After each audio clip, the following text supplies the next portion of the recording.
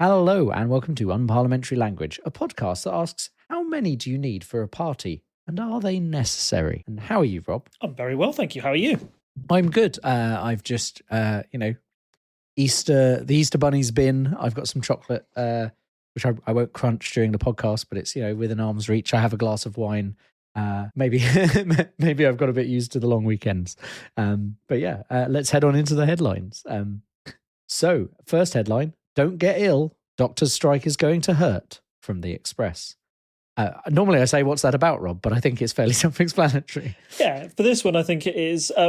So we've got an ongoing doctor's strike at the moment, one in a long line of strikes that we've talked about many a time on this podcast.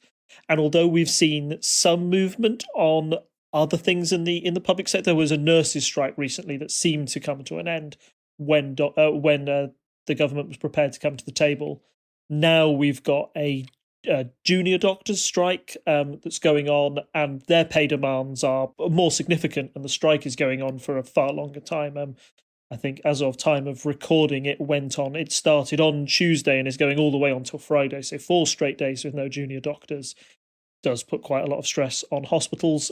In particular, I know, personally speaking, in my hospital, a lot of junior doctors, they're responsible for the everyday tasks, if you get what I mean. Like, doctors will treat patients, junior doctors are the ones that are transporting the notes, they're transporting the patients, they're talking to them, they're doing some of the things on the front line. So to have them removed, that is going to have a really big impact on the NHS.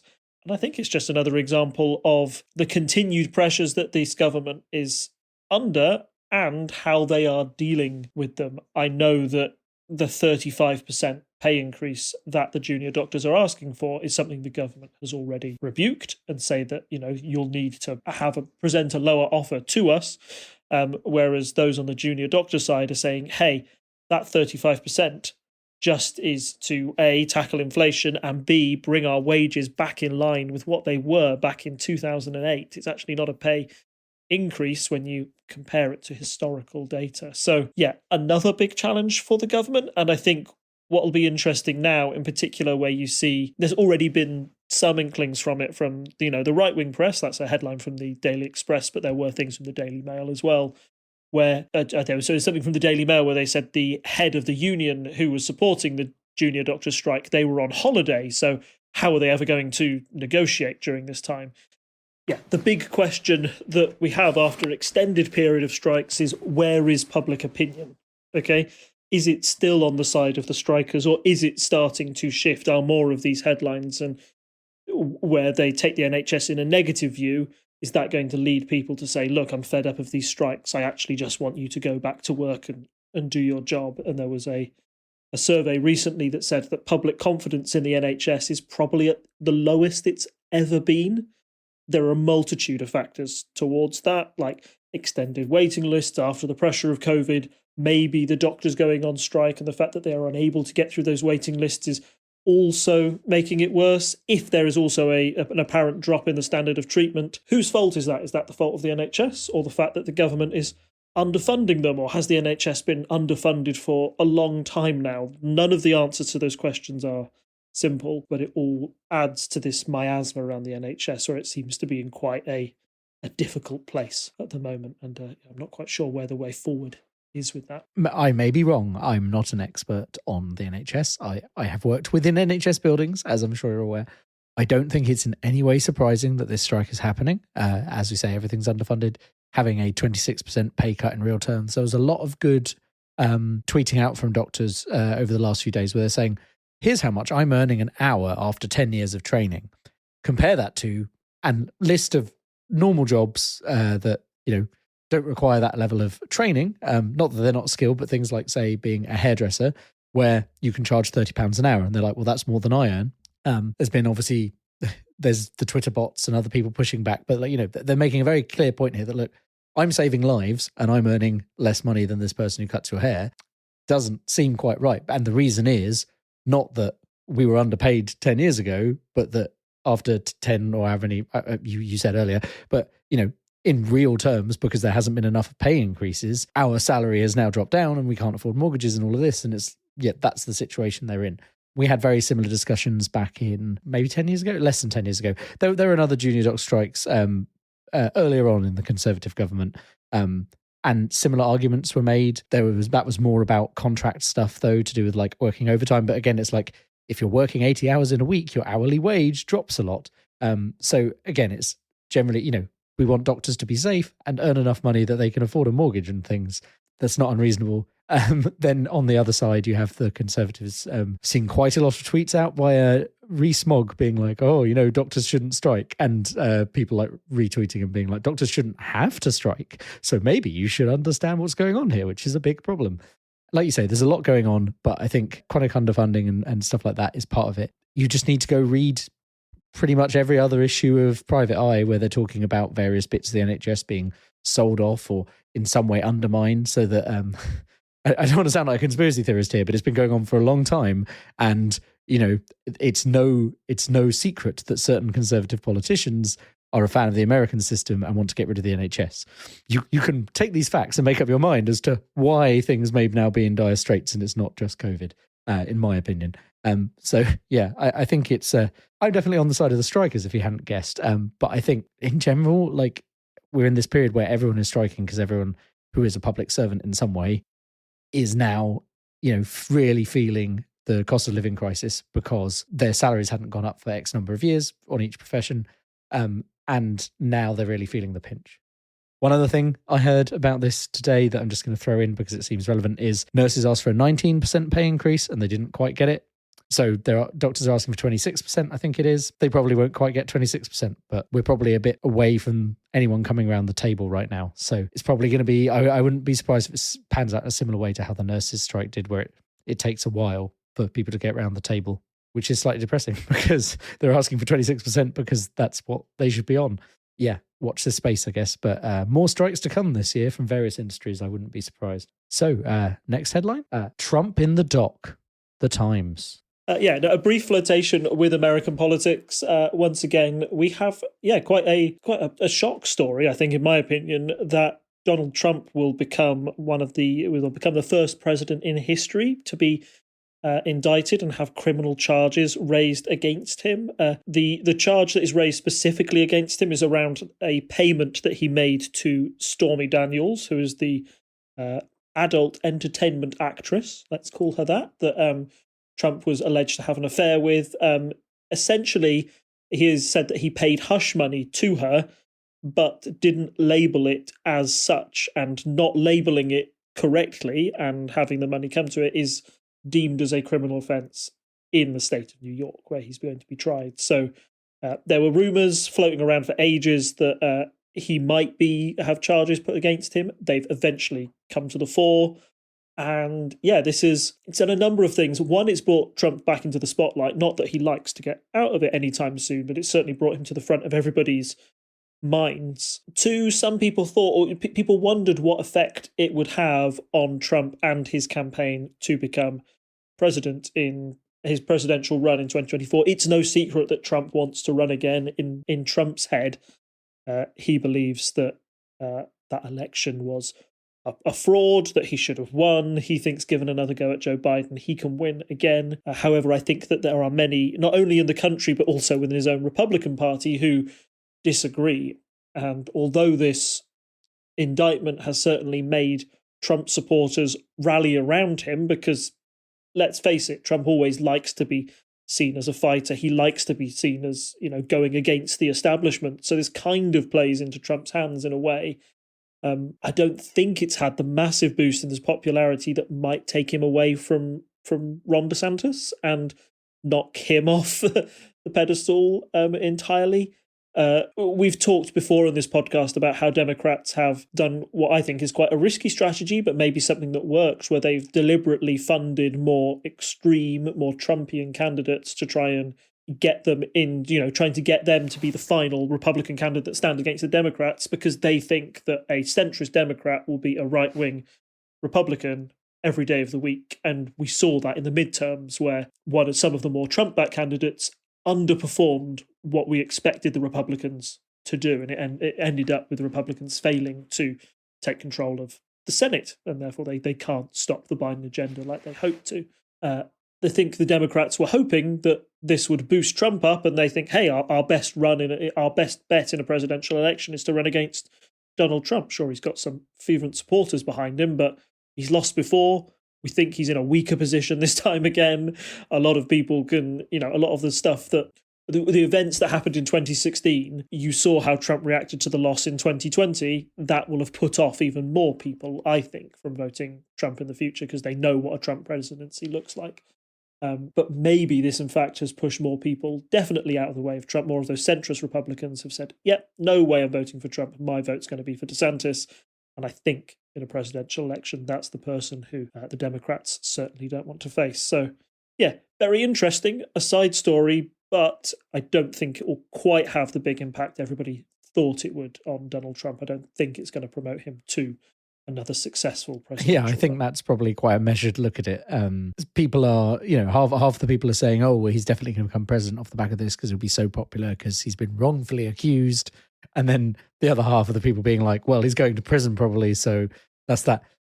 I would not be surprised if it's kind of in the middle. It doesn't really help anyone out. That very much seems par for the course. I think most people have made their minds up on Trump at this point. I don't think, if there were swing voters who voted for him before that have fallen off, who weren't in his cult of personality as base, I don't see them deciding to vote for him now because he gets taken to court. And similarly, I don't think he's going to lose many people of that core base of fans.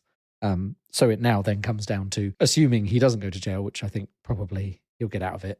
It's probably how this will go. There's another prediction for you to add to our pile of predictions. But yeah, I don't know how good the legal case is or anything, but I wouldn't be surprised if it's kind of a bit of a damp squib. A lot of people have said this probably isn't the strongest case to bring against him.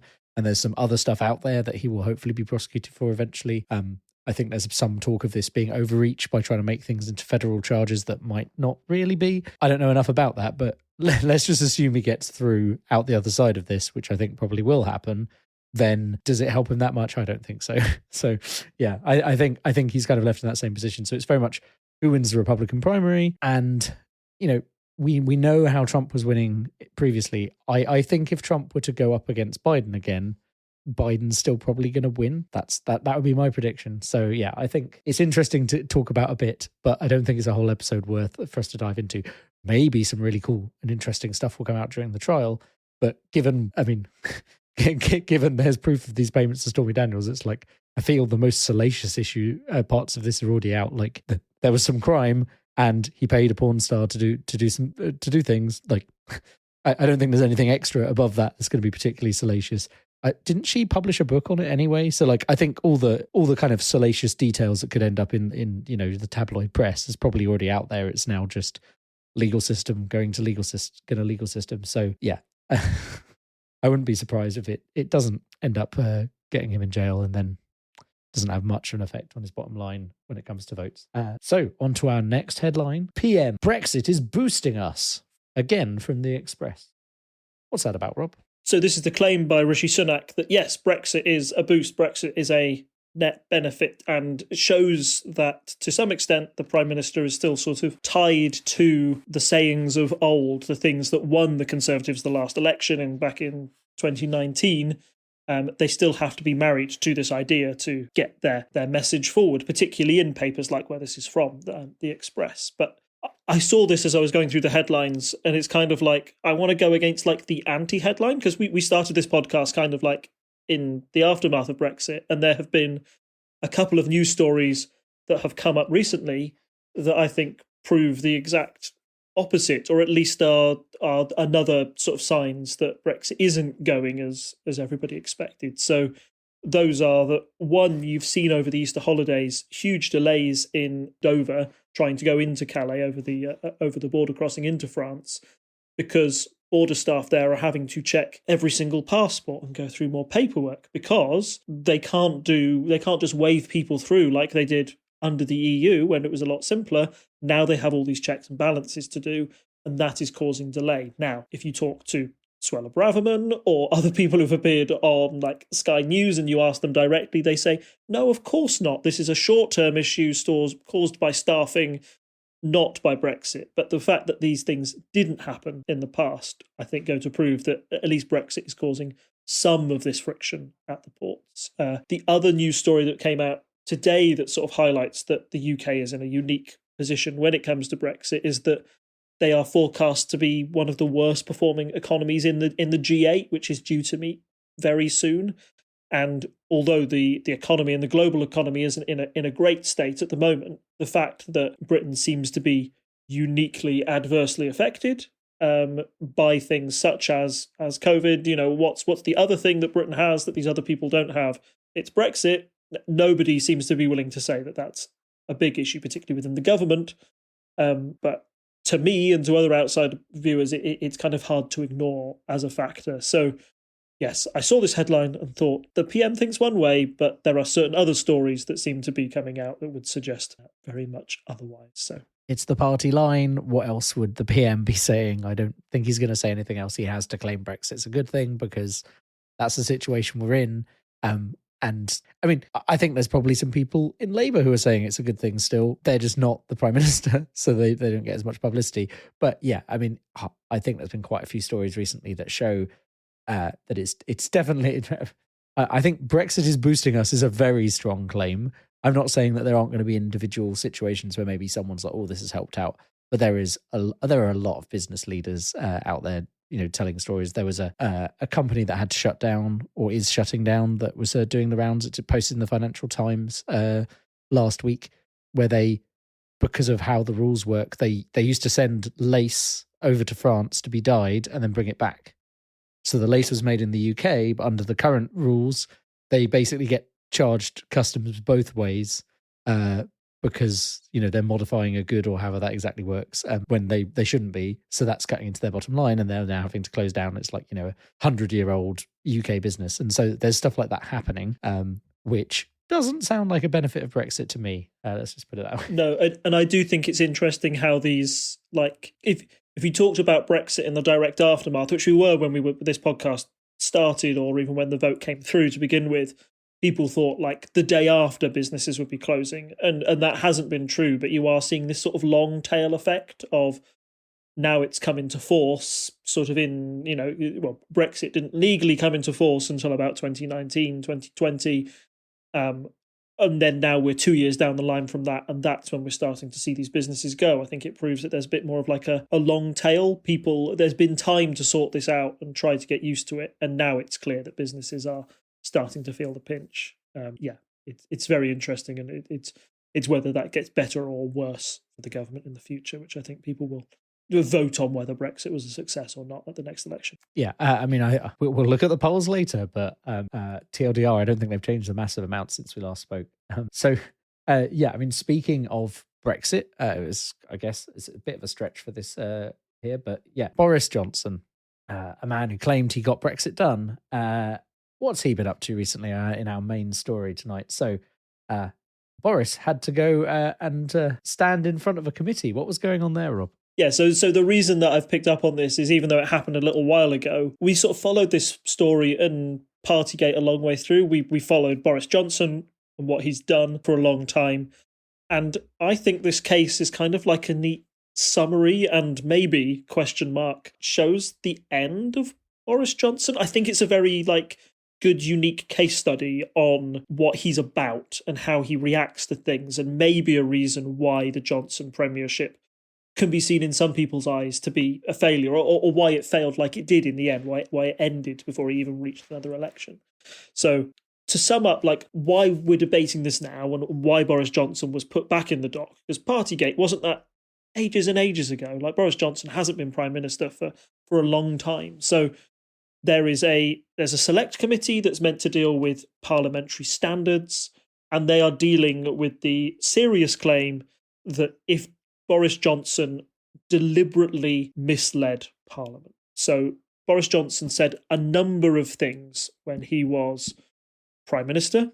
While you're getting that ready, I think it's clear to say there's an important distinction here. This is, did he deliberately mislead? So we're already well aware that he did mislead because he said things that were not true. The question is, did he know they were not true at the time? Which is obviously, that's the thing that's bad. They can't cover you being an idiot or not knowing things. You could be in the House of Commons, you could say something you believe is true, and then it turns out to be false. is allowed. And I mean, that seems reasonable. I think most people would agree that if you don't have all the information, but if you are the Prime Minister who has lots of advisors and stuff like that, they presumably tell you a lot of things. They might tell you not to say certain things.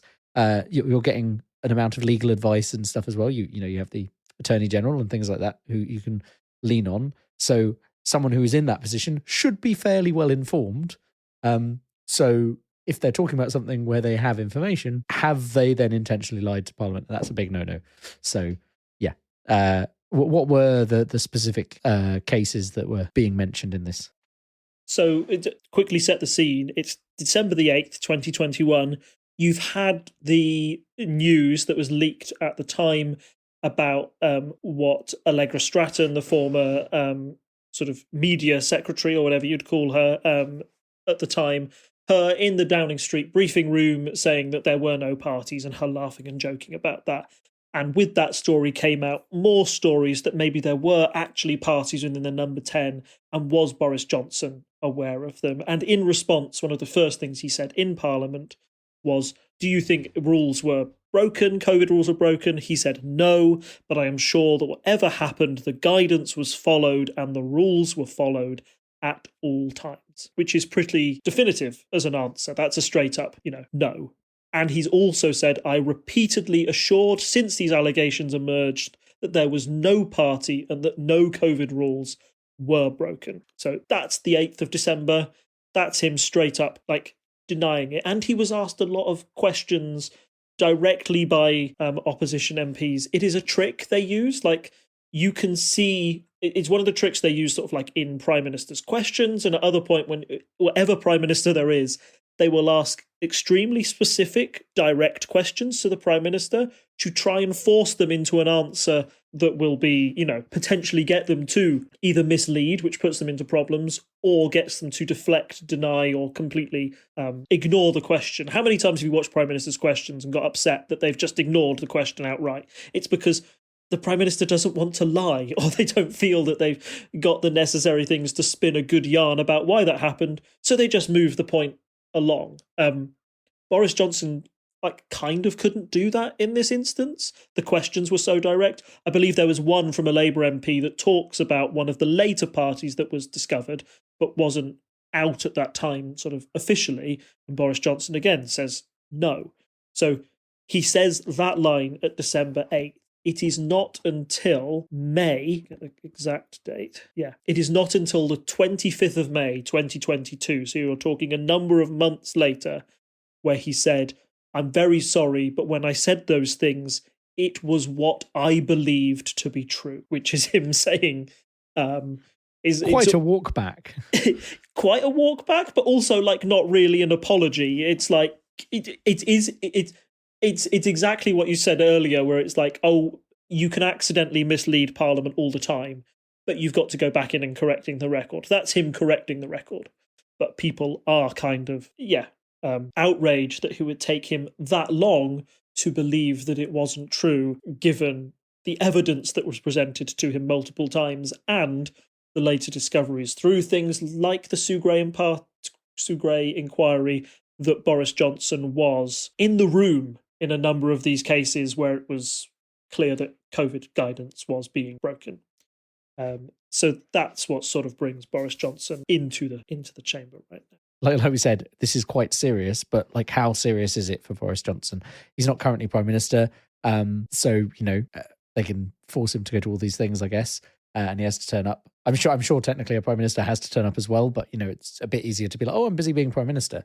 And then I guess also not only what is at stake, but maybe we should, for listeners from abroad, compared to other systems, because there was this whole legal question about whether Trump could, pardon himself if he was found doing something wrong in the US. Do we have similar systems here, given that he's no longer Prime Minister, so presumably he doesn't have any extra special powers?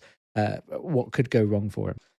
Yeah, so there are a range of punishments that slide from the gently benign, I think, to quite serious. So the first thing he could do is be forced to apologise, which means go to the Houses of Parliament, put his hands up and say, I'm very sorry, I've been a naughty boy, which clearly doesn't have a lot of influence on whether, he can run as an MP next time or anything like that.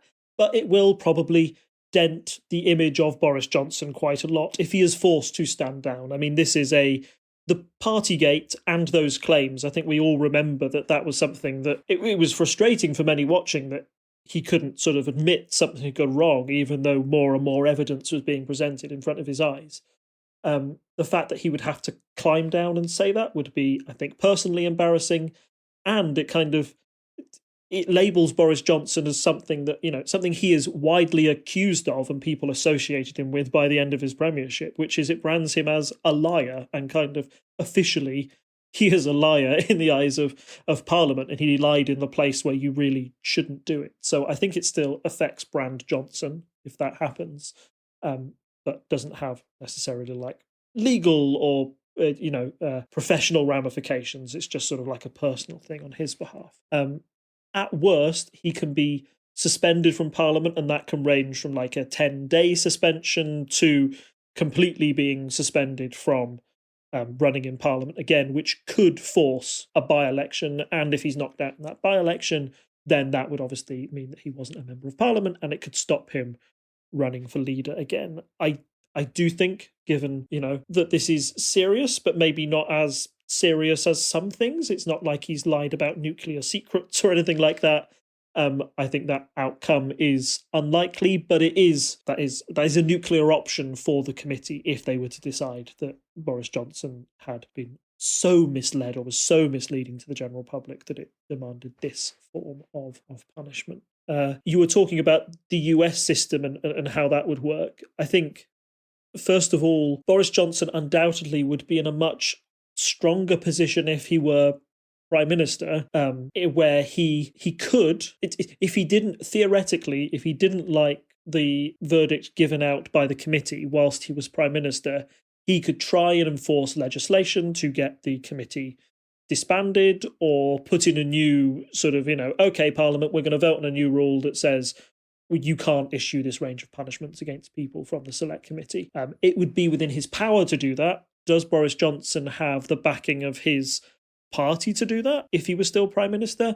I would argue no, given how well the Owen Paterson affair went for the Conservatives. Like, if you think about that once, there was all this same standards committee looked at Owen Paterson, decided that they were going to enforce a rule where they would suspend him for a period of time. Boris Johnson tried to vote to undo that, and when he did, a lot of people got angry with him and he was forced to backtrack very, very quickly. So if he did it for himself, I could only imagine that the outcry would be greater. Now he's not PM, he really doesn't have control over the situation at all. He would have to rely on Rishi Sunak to try and change the rules for him, and given the fact that Rishi Sunak was one of the big guns to resign from his government and effectively cause the downfall of Boris Johnson, I don't think that's likely to happen. But we don't have, like we have in the US, we don't have an impeachment process. We don't have that sort of like formal trial that could happen. Like with the impeachment of Donald Trump,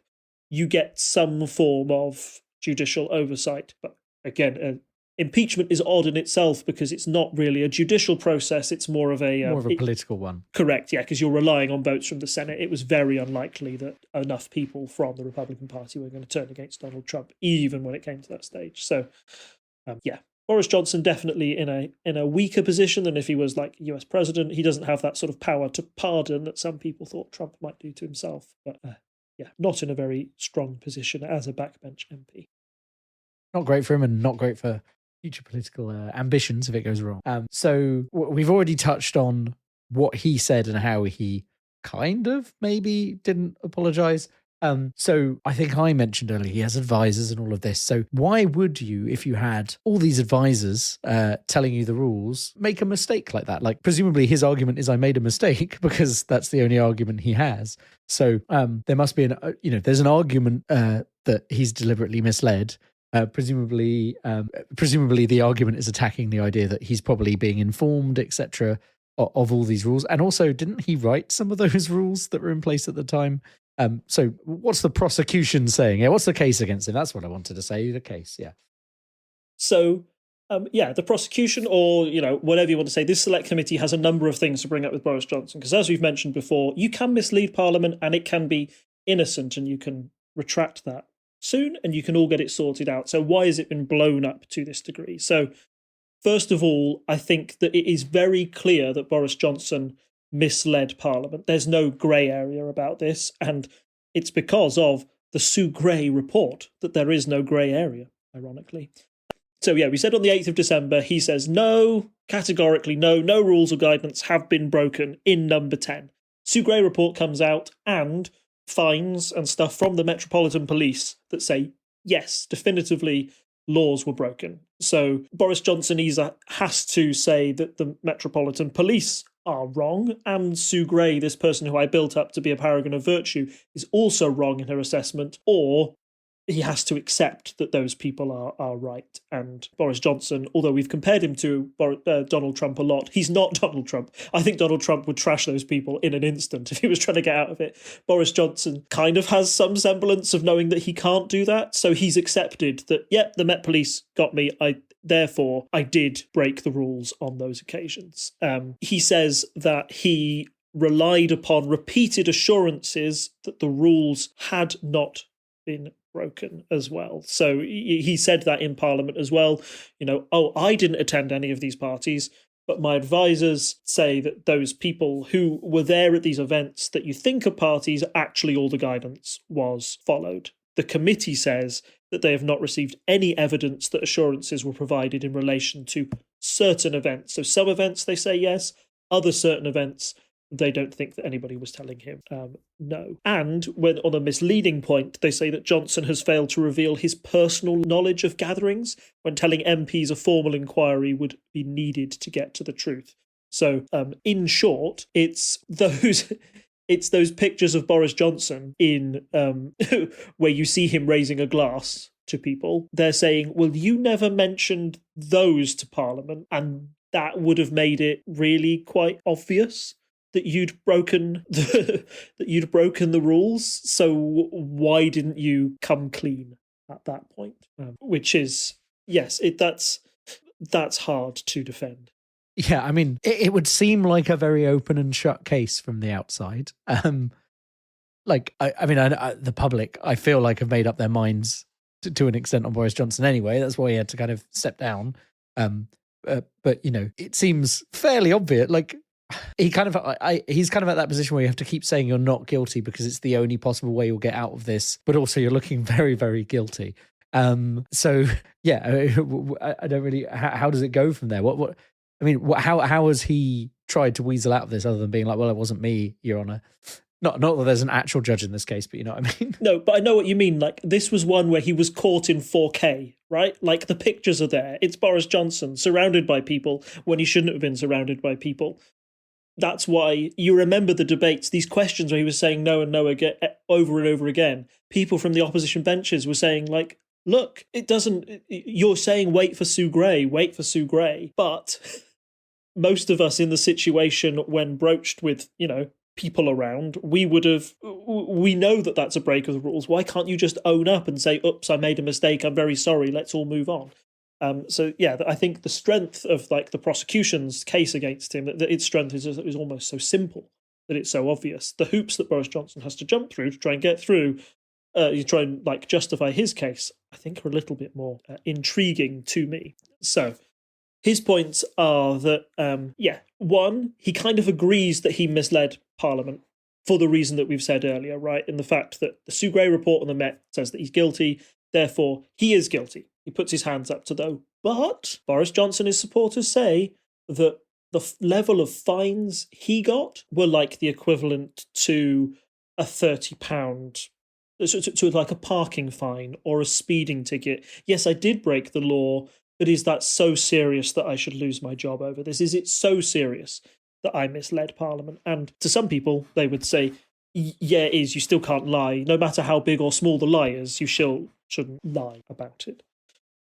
Also, the fact that, when they say that did he correct the record at the earliest opportunity, he says he couldn't correct it any earlier than March because that was, the moment the Sue Gray report came out, he goes to Parliament and says, yep, it's been proved by the police and everybody that I was a naughty boy, therefore I have to correct it now. Some people are saying that you could have known and could have saved us all a lot of bother if you'd done that a lot sooner. So his defence on those couple of points are fairly straightforward. Then you get more to the interesting nitty-gritty, I feel, and this is where Boris Johnson's view differs a lot from that from the committee.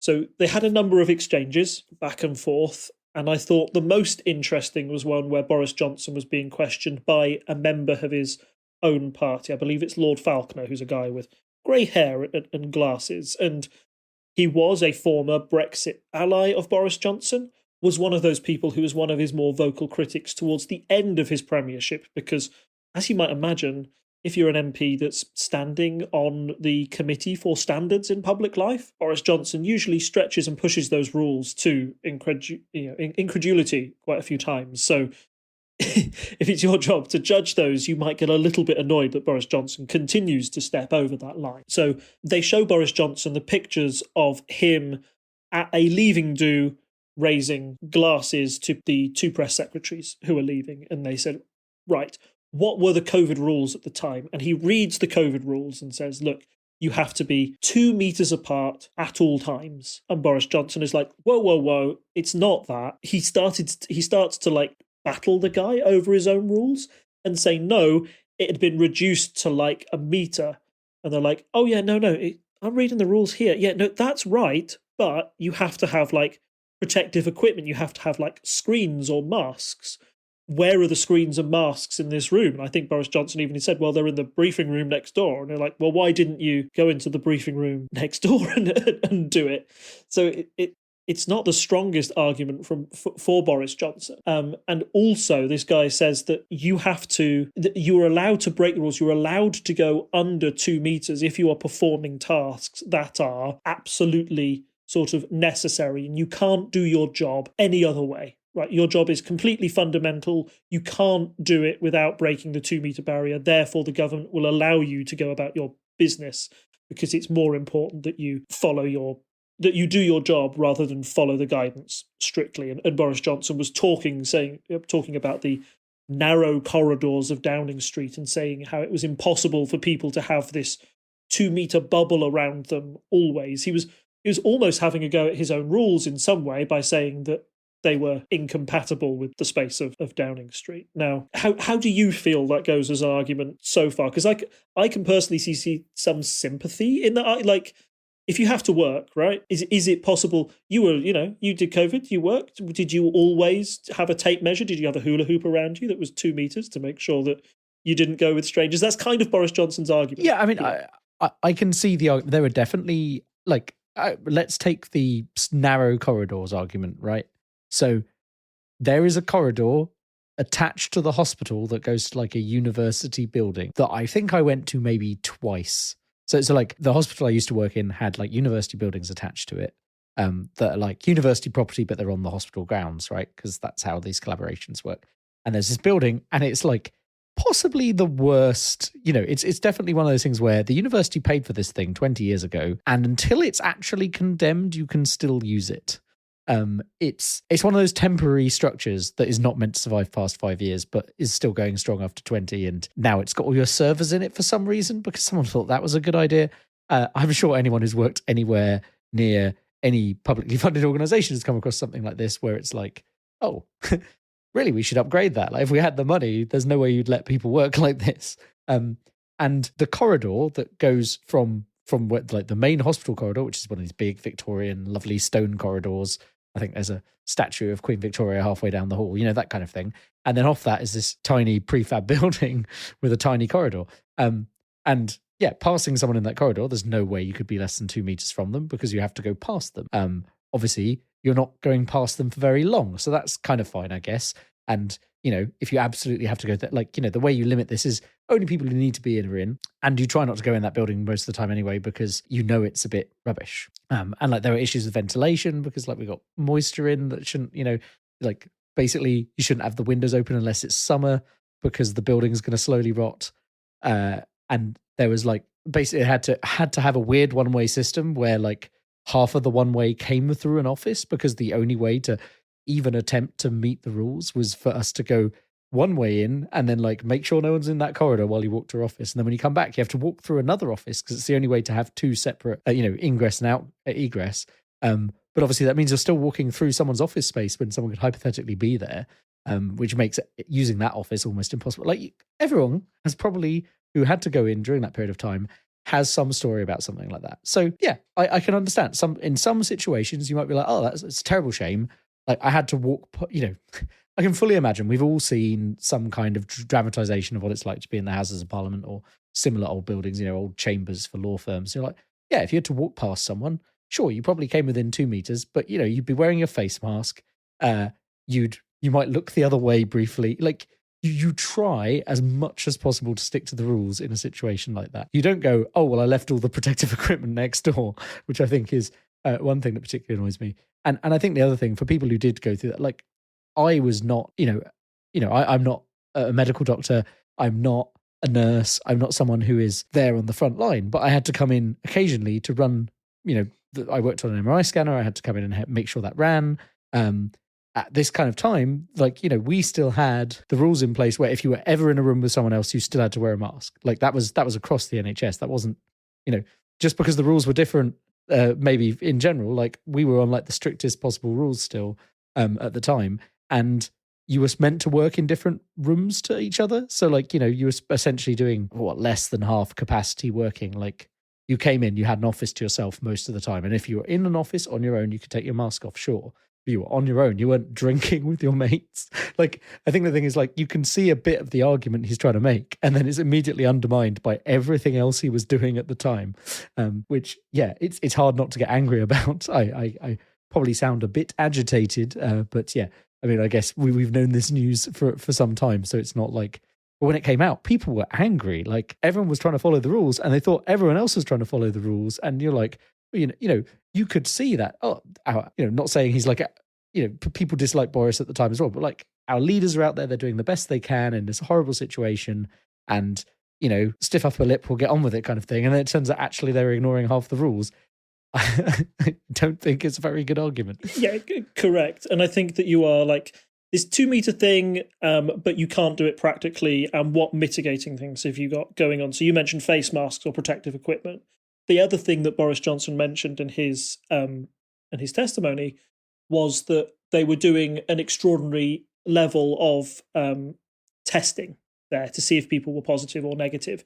And I think they were probably testing daily, and that you had to be negative to even enter the Houses of Parliament. So probably I can see that in an environment where people are testing daily and they are routinely coming back negative, that you go, oh, okay, nobody's got it, therefore I can mingle because I'm not going out into the public and doing this. I know I'm more confident that I haven't got it, and I'm not going to spread it to my colleagues. Which, when he mentioned that, Lord Falconer said in response, he said, oh, well, if you'd told us that from the beginning, we might not be having this conversation now. But he didn't. He deliberately didn't say that in Parliament, that that's what they were doing. And I think I know the reason why he didn't say that. It's because it's not terribly convincing to say to everybody, look, you can't get hold of a COVID test, but everybody in the government can because we're super special and we're better than you. That's why we can mingle and you can't. Like, it's the truth. It's like, it's probably the truth that the work of government, particularly during a pandemic, has to go on. Therefore, I don't disagree with the sentiment that you want those very important people to be having those tests regularly to make sure that government still functions. But it's not an argument that's going to flow very well with the public. So I think that's the reason it didn't say it, and that's the reason that he's got into hot water. Sorry, just while we're on that specific point, every day I went into the hospital, I had to do a test. That was the rule. And I still wore a face mask. Like, that's the thing. It's like, I get the, like, if you said, oh, there were 6 of us in a bubble and we only saw each other and we never went home to our partners or whatever because we were working to save the country, fine. I think people would understand that. Like, you tested, you went in, you're in a bubble. But that's not what was happening. You were going home every night. And I'm not saying they should have had to stay like locked in a bunker somewhere. But you can't be like, oh, well, we thought we could flout the rules because of this. And you're like, well, everyone else who was aware of those rules was testing daily as well. Like the NHS, everyone was testing daily. At the start, we were doing, at the start we were testing daily, but they weren't as good as the lateral flows you could do in 15 minutes. So you were actually only going to find out the day after if you were ill, but you still had to go in because you were going into a hospital and you had to do a job. Like, I only did that a few times because I had to go in, but doctors and stuff, that was the system we had for a while. It was mad that was the system, because if you did have COVID, you'd find out the next day and have to be like, sorry, everyone, I came in yesterday to theatre and gave everyone COVID, which, is not a great system, but it was the only thing we could do at the time. And it's like, oh, it's very frustrating to hear someone try and weasel out with stuff. It's like, it's a bit like being a rules lawyer in a game. It's like, oh, we actually, and it's like, except you made up the rule book and then intentionally ignored it. It's very correct. Yes. Yeah. And if you're annoyed by that, you're going to be annoyed by the next argument that Boris Johnson had, which I think is where he stretches it to all effect. So you might say, so somebody might go, fine, you can't perfectly social distance in Downing Street. Fine, I accept your other argument that you're very important and you've got things to do and you've got to run the country. The next question comes to, look, Boris Johnson, we have pictures of you in this room, not socially distanced, with raising a glass of alcohol to say goodbye to somebody, right? As a leaving do, to wish goodbye to anybody. His direct question was, the rules allowed people to be within, be under 2 meters of each other, allowed them to not have protective equipment to some degree or have mitigating circumstances, which you say is lots of testing, if their work was absolutely necessary. Do you think that saying goodbye to somebody at a leaving do is absolutely necessary? And Boris Johnson's looking straight at the camera, no hesitation, was yes. I think that saying goodbye to people at leaving do's is absolutely necessary. It's good for morale. It's my job as Prime Minister to keep the morale up of my staff. And in addition to that, he kind of said, if somebody at a daily briefing had come up and said, I want to run a leaving do for my staff at the NHS or at my teaching place or wherever, would that be necessary? Would you have said yes? And he just went, yeah, totally.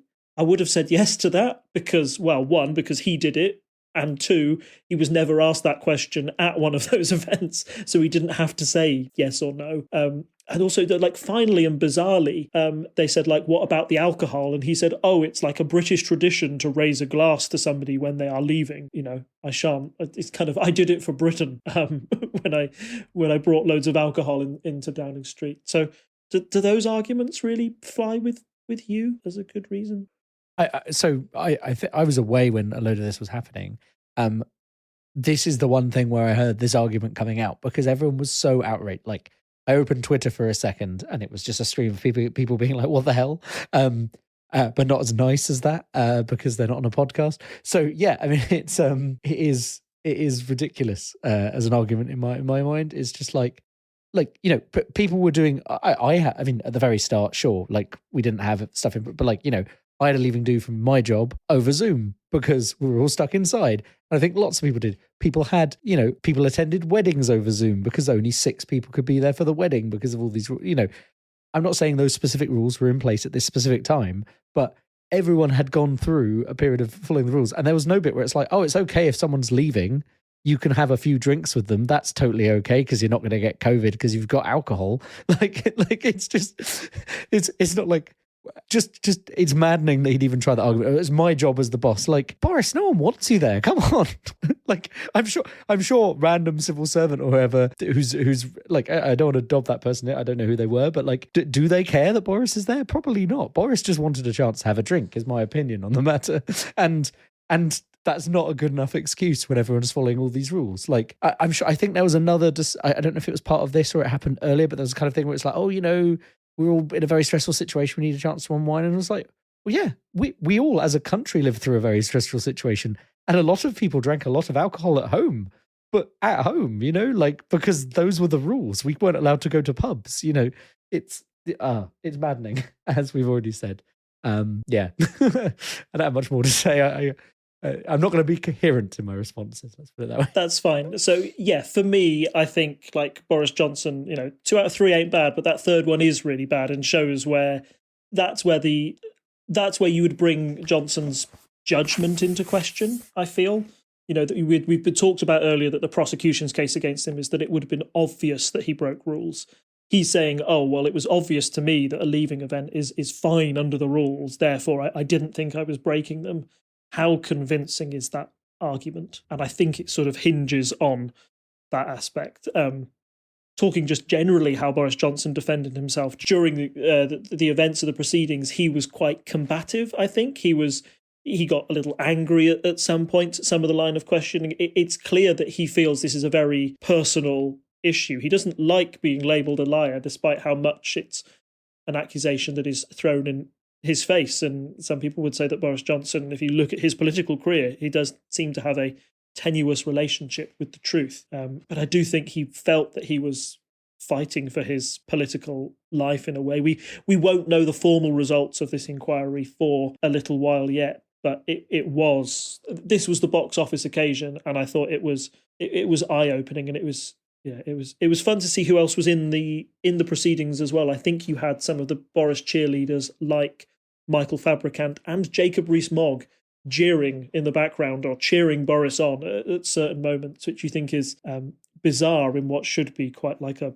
boring select committee. Or you don't imagine people doing that if they were giving evidence in court, that random people would be shouting from the stands in the evidence. So yes, I think that's Boris's case for the defence laid out, and it is up to it's up to you, the listener, to judge where you fall on that, but it's also more importantly up to the select committee to judge where Boris Johnson will fall and what his punishment may or may not be. But speaking of Boris and his political future and stuff, like there was some other stuff going on while this was happening. So like while we're waiting, as you say, on a formal response, there was a large number of supporters for Boris Johnson and his party, right? That's how he became Prime Minister. So have we got any news we can touch on that relates to how maybe the rest of the party's feeling about their brief stint with Boris?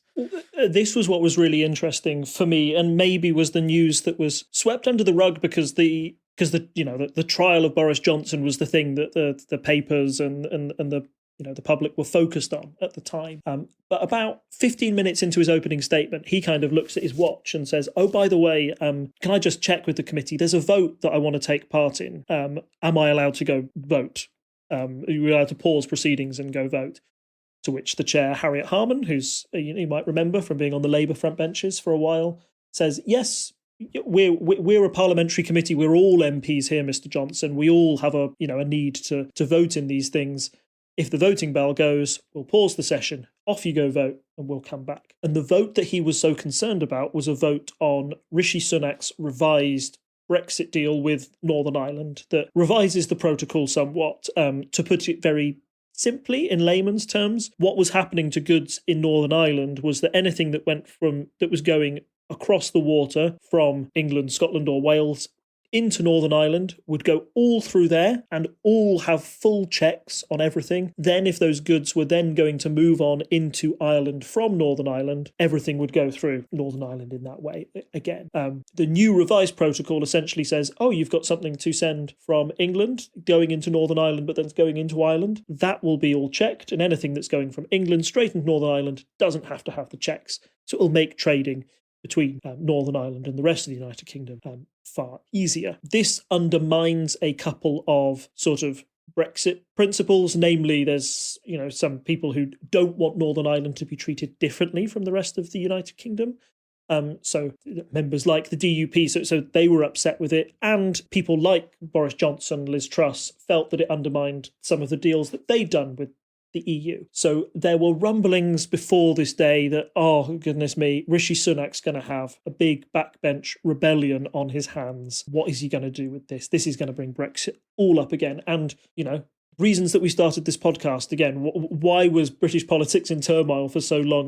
Think back to the days of Theresa May. It was because she had a few backbench rebels that disagreed with her plan on Brexit, and essentially it scuppered her Brexit deal entirely, because she couldn't get the Conservative Party united enough to vote on that deal. And one of the agitators in chief was Boris Johnson and the ERG, the European Research Group, that essentially scuppered Theresa May's premiership, because without their support, she couldn't get her deal through. Labour were always going to vote against it. Lib Dems were, SNP, some members of the DUP. And it brought down governments. And it meant that you had essentially what was a lot of power in the hands of quite a very small and radical group of of people, right? The ERG was suddenly the kingmakers. We had to, that's why we focus on them. So that's why we know them as an influential group in government, because that's what they did. When this vote comes along for Rishi Sunak, Boris Johnson goes and he votes against it, and some members of the ERG vote against it, and Liz Truss votes against it. Goodness me. Back in Theresa May's day, that would have been disastrous for the government. The final result of this vote was, it passed by 515 votes to 29 against. So even if we assume that's 29 big Boris fans, it sounds like he hasn't really got that much support left in his party for his vision of Brexit, at least. Correct. And personally, I think that it means that we talked about the issue of Brexit earlier and how like Rishi Sunak is trying to boost it and it might not be going so well, but like why bring it up at all? The reason that Boris Johnson and the ERG have been neutered, in a sense, in my opinion, and this is me like spitting fully my opinion on what I think is going on or how things will pan out in the future, is that now there is a new consensus in British politics, which is the Conservatives, Labour, Lib Dem, the SNP.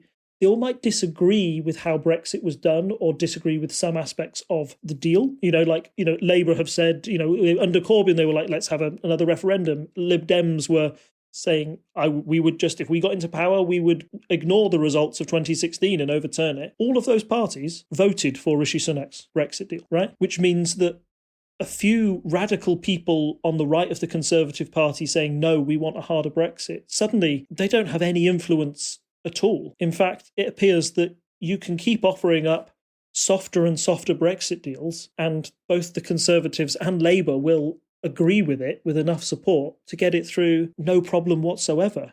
So in doing that, you completely neuter what Boris Johnson was all about. He can't cause the same disruption to Sunak's government as he did to Theresa May's, essentially because the opposition now agrees with the Conservatives on Brexit that it should happen and they should have a deal. And actually any offer of a slightly softer Brexit deal, they will agree with, rather than going back against it entirely. So what I think this means for the Conservatives is that they will have to sort of like, where Brexit was once a big dividing line, both like culturally and politically, like within the party and within the country, now all the parties kind of agree with it or say they're going to go ahead. Labour on Brexit would say, yep, we agree with the will of the people, but we would do Brexit better. Is kind of their message. We would do something different with the cards we've been dealt. You don't have these kind of, they're refusing to respect the will of the people arguments that you had before, because it's much less tangible what the will of the people is, what the will of the people was. Brexit's done.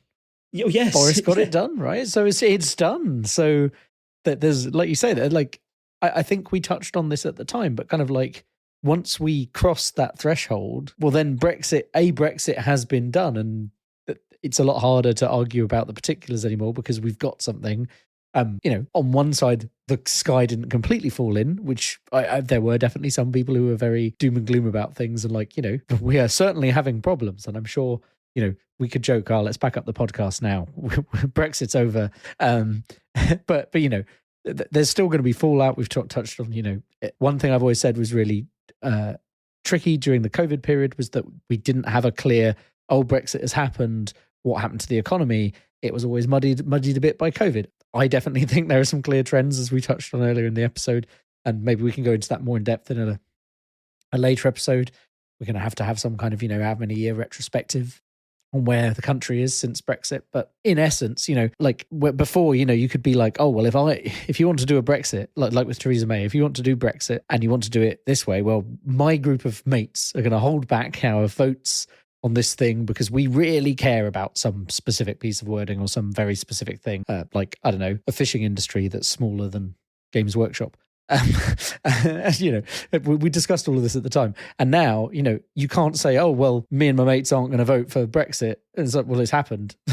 Like, you can still do that with individual laws and stuff, but that's just normal politics. There's no longer that kind of special, like, if you don't listen to me and my weird mates, which, there's always been those factions within the Conservatives with other parties, but it's very, like, the effect is now much more diffuse. And as you say, it seems like the kind of very ERGE, I guess, section of the Conservative Party, like the back of that was kind of broken by the downfall of Johnson and Truss. Like Johnson failed, and then Truss was like, oh, I've got an even weirder idea, and that didn't work either. And everyone's kind of like, maybe we should kind of go a bit more back to the kind of central position on all of this, and not the weird right-hand side of the party that are doing very odd things. So, yeah, I mean, that doesn't mean it's not going to happen again. I'm sure the Conservatives are, Liz Truss is already out again, going around saying absolutely bonkers stuff about economics to Americans this week. And it's just like, I don't think you learned anything from the bit where you were roundly proven wrong in real time, but okay. But yeah, it does seem like Brexit is in the rearview mirror is maybe a good way of putting it. Like it's there, it's definitely affecting things, but it's not the be all and end all anymore, which is after how many years we've been doing this? It's our 6th season, so probably 6 years, I think, at this point. It is kind of interesting to see it actually start to fade away. Doesn't mean it hasn't affected things, won't continue to affect things, but it's like it's less of a big deal, and will be interesting next year seeing us ramp up to a general election if the kind of generally Brexit is behind us and that's no longer the big talking point. Yeah, totally. And I think I'm kind of stealing this from another YouTube video that I watched, but it was a very good point they had to make. They had a small interview with Lee Anderson, who is the controversial deputy chair of the Conservative Party, who's quite on the right wing, and he was talking about why they won the 2019 election, what particular factors the Conservative Party had back then that led to such a big victory. And he said it was BBC, it was Boris, Brexit, and Corbyn. And the fact that people tended to like Boris Johnson on the whole, or thought it was worth giving him a try as a leader. They wanted Brexit to get done, and they wanted the will of the people through, and they didn't like the other parties trying to frustrate that process. And they played on, Corbyn's so left-wing and a nutter, and you don't want him in charge, do you? So vote for us instead. All three of those things are now gone from the Conservative argument, I would say. Because of the consensus on Brexit, Corbyn is not even allowed back in the Labour Party at the moment, and Boris Johnson, after this and after the failure of, that Brexit vote on the side, I think he's done as well. So the challenge for Rishi Sunak going forward, in my view, is that I think this trial or this select committee with Boris Johnson proves that he's not coming back as a leader anytime soon. Therefore, the Conservatives have to look at Rishi Sunak and see what electoral coalition he can put into place. Where around the country can he keep those voters that the Conservatives picked up in the red wall seats? Now those three issues are gone. Where else can he go out and find other voters, swing them to the Conservatives, or produce them enough of a swing just to save them, or maybe get a hung parliament? Because as we're probably going to look at in the polls, things haven't been going quite so well for the Conservatives recently. But yeah, it's very interesting, and I think this just puts... I know we spend a lot on this time on this podcast, talking about Boris Johnson in the past, and things have quietened down now Rishi Sunak is in charge. But I do think we'll get the impact of this select committee in the future. But I think more interestingly, it was this event that kind of put a big bow on it and a stamp that just said Boris Johnson is done for me, and that the Conservatives have to look in a different direction. They can't keep looking back to Boris. Yes. I mean, I don't have anything else to add. I think you've wrapped that up nicely and left us right into a lovely link for the polls. So let's check our two favourite sites at the moment. So we have the general election prediction, which updates every month, and last updated at the end of March, so definitely after our last episode was recorded. Currently predicting a 264 seat Labour majority, which still leaves Conservatives with 113 seats, but I mean it's a big majority. Even in the high prediction of seats for the Conservatives, it's a solid majority for Labour. Probability of Labour being the largest party sits at 99%, which I guess is just your margin of error. The polling average is starting to come down, so I guess we'll switch over to our Politico poll of polls. We're seeing, since we last spoke, Labour have on average lost a few percentage points, and the Conservatives have gained them again. Everyone else is kind of steady. But when I say that, it's still a 16% lead for Labour, with 45% to the Conservatives on 29%. Do you have anything to... Why are we seeing Labour dip a bit, do you think, Rob? So there are a number of reasons that I think Labour are dipping slightly. There is a there's kind of Liz Truss is firmly in the rearview mirror now. I think maybe some people who had thought that, she was the bad thing have forgotten about that slightly. Rishi Sunak's Brexit deal did go through. And so those who are wavering or thinking, oh, what can Rishi Sunak do? That does add some credence to his argument. And maybe the fact that he is a little bit softer than Johnson on those issues might bring some people back to the Conservatives who were disillusioned with the hardline approach that they seemed to be doubling down on. Conversely to that, though, Rishi Sunak's also been doubling down on some hard cultural issues. For example, small boats, which he's been quite loud about, and they're trying to get some quite radical anti sort of migration reform through, which will chime with a certain aspect of the British electorate. Now Brexit is done, I think that's the next cultural issue they're turning to. If you want to pick up voters who used to vote for UKIP or Reform or whatever it's now those on the right, you pick them up with those sort of issues as well. So that's why he could be getting a small boost there. I also think, and this again goes back to Boris Johnson, Rishi Sunak, while he's been in charge, has been relatively effective at getting policies done and through that have kind of a tangible effect. Boris Johnson, while he was in charge, was very good at talking a big game, but and people thinking about what Nadine Dorris said all the time. She said, he got the big calls right. And what they mean by that, he said he kind of talked about big things a lot, but he wasn't involved in the nitty gritty, and you couldn't kind of point to many of lots of little things that the government had achieved or achieved much in total. Rishi Sunak might be a benefit of political timing, the fact that he doesn't have COVID to deal with in the same way that Boris Johnson did. But he also appears to be getting quite a few things that he said he'd get done in his first 100 days. He's going through his legislation list and he's ticking it off. And it kind of reminding the British public what it's like to have a functioning government again. I do think the chaos of Johnson has been replaced with the fairly normal proceedings of Sunak, and that will, once your government is and the chaos of the Truss era, which was particularly chaotic because nobody knew what was going on there. Now government is kind of functioning normally again. That'll bring some people back to his side. Now, as you said, the polls are not tightening up to the point where, oh my goodness, he's going to be 5 points ahead of Labour very soon.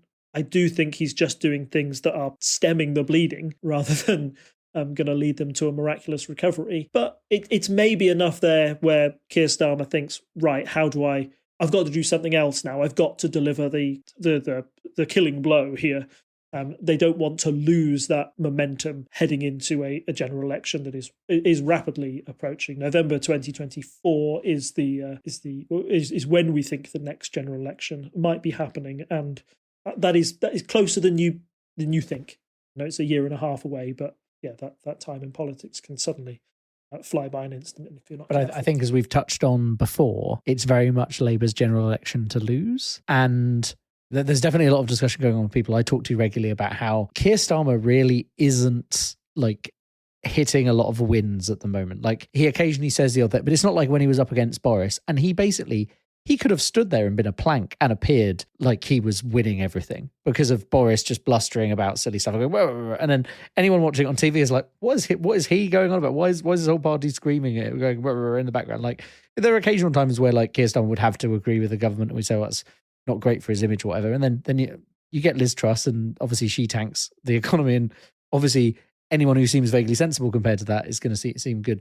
I think Keir Starmer's, you say it's a year and a half, so it's 18 months-ish to go. At the moment, I don't think he hasn't come out on a principled position recently that makes everyone go, ooh, yes, that's why we vote for Labour, which is a shame because I wish people would go, let's not continue to have the Conservatives after all of this stuff that we've piled up at their door over the last 12 years that, they keep saying, oh, it was Labour's fault. And you're like, no, it was very much your fault. You've been in power long enough now that you can't keep claiming that. But on the other hand, I'm not sure Keir Starmer has really made that strong a case. We haven't seen a manifesto yet. I think there were some promises they were talking about. They do this every now and again. They kind of release a manifesto in waiting, as it were.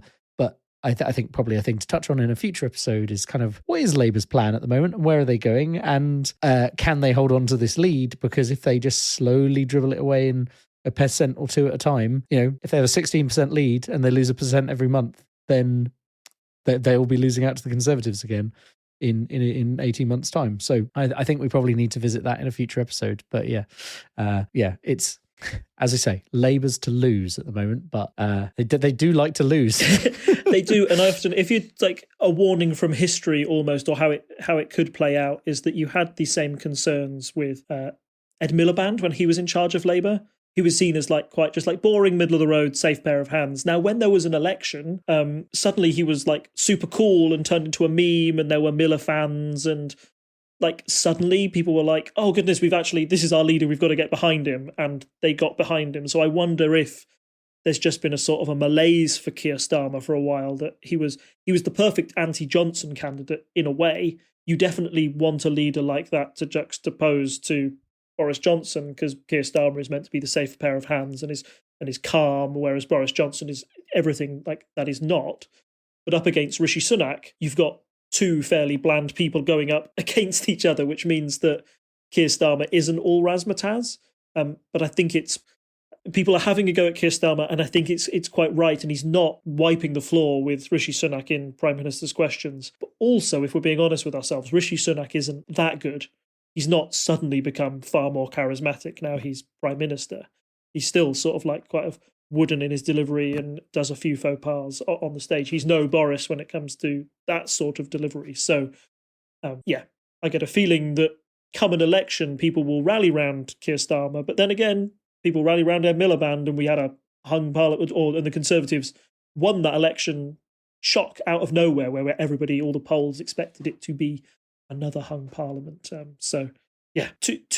To be discussed, maybe closer to the time, maybe once we're in a general election cycle, we can see if there is that predicted boost or people get behind Keir for the moment. But it's the one thing that we always say about Keir Starmer, isn't it? Oh, I don't know what he stands for. I don't know what he's doing. And I do wonder if we've all sort of fallen for that's the line the Conservative Party have been feeding us for the past 3-4 years about Keir Starmer. And it's just the nature of opposition leaders that you don't tend to know what they stand for, because they're not in power and can't enforce their system of government. Yeah, we'll see. And we'll discuss that in a future episode, I'm sure. So thank you as always, Rob, for joining us. Thank us, and I mean the listeners there. Thank you for listening to us as well. As always, just to point you various places you can follow us if you're interested. Obviously, you can find the podcast at parliamentary.observer, a domain name I still can't believe they let me buy. You can find us on Twitter at Unparl Podcast and on Instagram with the same name. You can find us on Facebook as Unparliamentary Language, and you can find us on patreon.com/TTSS, where you can throw $1 our way to get bonus chat. Rob and I had a bit of a catch up at the start of this episode where we talked about how things are. We talked about Lego. We talked about models and role-playing games and various other things. So if that interests you, throw us $1 our way and you get access to a bonus Patreon feed, which covers all the shows from TTSS Productions. And I really should have picked an easier to pronounce name for our production company. I mean, I don't think there's anything else left for me to say other than it's good night from me. It's good night from him. Bye. Bye. Bye. Bye. Bye. Bye. Bye. Bye. Bye. Bye. Bye. Bye. Go away. Bye.